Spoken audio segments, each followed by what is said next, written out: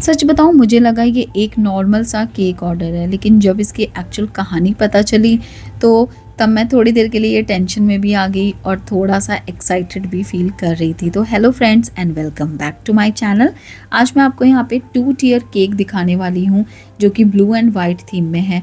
और honestly cake तो सुंदर बना ही है, लेकिन उससे ज़्यादा स्पेशल उसकी स्टोरी है। तो सोचा कि क्यों ना ये कहानी मैं आप सबके साथ भी शेयर करूँ। तो यहाँ पर सबसे पहले मैं आपको एक छोटा सा ब्रीफ डिस्क्रिप्शन अपने केक के बारे में देती हूँ। ये 3 केजी का केक है जो 2 टियर में बनाया है, और इसका जो फ्लेवर था वो था चॉकलेट एंड मिक्स फ्रूट। तो बॉटम टियर में मैंने चॉकलेट रखा है और ऊपर टॉप टियर में मैंने यहाँ पर मिक्स फ्रूट लिया था। तो मैंने इन दोनों टियर्स को रात में ही क्रम कोट करके रख दिया था और सुबह अर्ली मॉर्निंग उठ के इनको विपिंग क्रीम से कवर किया है। वाइट विपिंग क्रीम है और उसके ऊपर मुझे ब्लू कलर का ये ओम्ब्रे इफेक्ट दिया था। तो 2 घंटे फिर से केक को रेस्ट कराया और उसके बाद इसकी डेकोरेशन स्टार्ट की।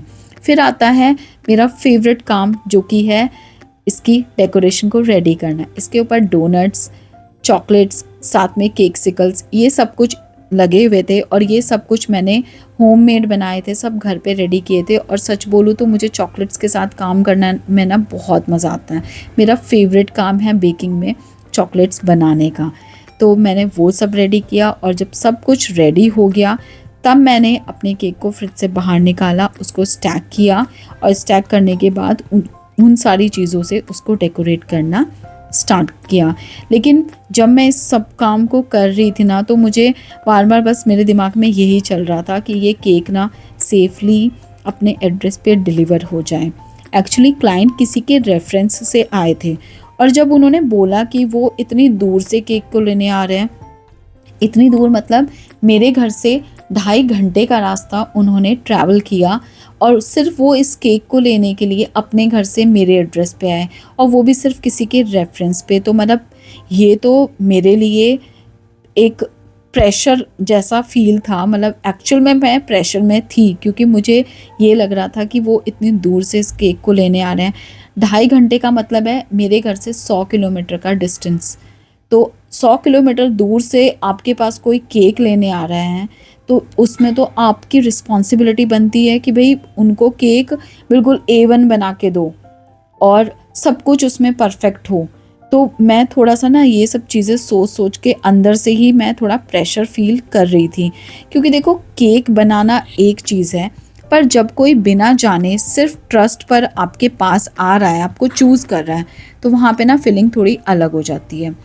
और फिर जब उन्होंने केक लिया तो मैं बस बार बार अंदर ही अंदर ये बोले जा रही थी कि ये सेफली चला जाए, ये अपने घर आराम से पहुंच जाए। वैसे तो मैं सबको बोल देती हूँ कि हैंडल केयरफुली, लेकिन सच बताऊँ जब तक क्लाइंट का मैसेज नहीं आ जाता ना कि केक सेफली पहुंच गया और हमें बहुत पसंद आया, हमारी पार्टी बहुत अच्छी रही, सबने पसंद किया, सबने एंजॉय किया, तो तब तक ना मैं मतलब फ्री नहीं हो पाती उस चीज़ से। मेरे दिमाग में वही चलता रहता है। वैसे अगर आप भी 2 टियर केक बना रहे हो तो ये छोटी छोटी चीज़ें हैं जिनका आपको ध्यान रखना चाहिए। अपने बॉटम टियर और टॉप टियर दोनों को अच्छे से पहले ही क्रम कोट करके फ्रिज में रख लो, अच्छे से उनको सेट कर लो।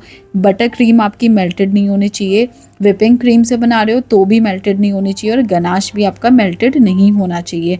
डोवेल्स और केक बोर्ड दोनों को ज़रूर अपने केक में ऐड करें।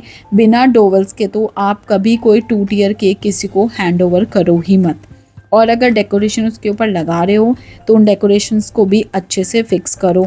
2 बार क्रॉस चेक कर लो कि आपने अच्छे से सारे टूथपिक्स और सब कुछ उसके अंदर लगाए हैं कि नहीं लगाए हैं, क्योंकि कोई आपको केक का ऑर्डर दे रहा है, वो आपके ऊपर भरोसा करके दे रहा है। तो कभी हमें किसी का ना ऐसे ट्रस्ट नहीं तोड़ना चाहिए।